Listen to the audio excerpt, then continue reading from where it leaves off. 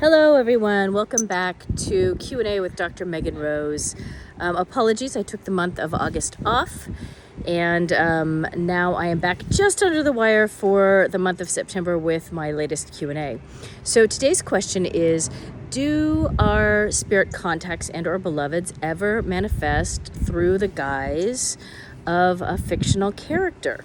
I thought this was a really interesting question because I personally have had experience with that, where my contact Gwen has shown up as a variety of different fictional characters, particularly before I had his name.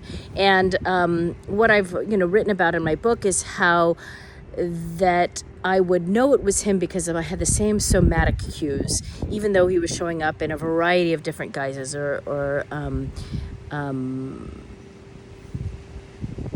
characterizations, let's say.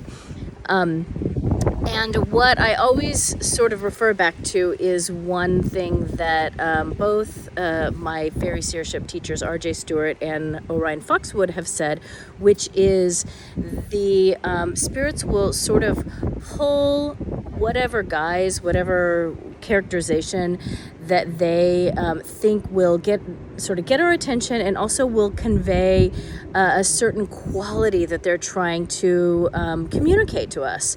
And so, Orion says that his spirit wife Bree reaches into the drag closet of his mind and pulls out whatever costume she wants to put on in that moment to communicate with him. And so, what I've encouraged both my clients and my students to do is, if they have a recurring figure showing up that is a fictional character, that you think about, like, what is the qualities? What do you associate with that fictional character? How does it make you feel? Or what is the felt sense that you get when you're interacting with it?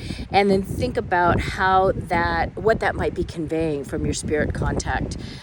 Usually there's some sort of through line, right? That the scent, you catch the scent of, this might be actually my spirit beloved trying to communicate to me. And then you sort of follow that through line and explore, what that information or what that being is trying to communicate. Because at the root of a lot of fictional characters is the archetype, right? The archetype that they're embodying, which whoever the creative person was that was developing that character usually had some sort of an archetype in mind when they were writing them. So I hope that's useful. I find that at first, if you don't have a really solid sense of who your contact is, it can be a little disorienting and like, am I just making this up? But I do encourage you to think at the deeper archetypal level, and also even what is the deity that archetype might be expressing. And that can help you sort of locate how your contact might be communicating to you. So if you want to talk more about this and other topics, please join my public Facebook Spirit Marriage group. And if you would like a smaller, more intimate container that is really safe and with some awesome people, then consider joining my Spirit Marriage Group Deepening program. All right. Have a wonderful autumn equinox for those of us in the Northern Hemisphere, and I will see you next month.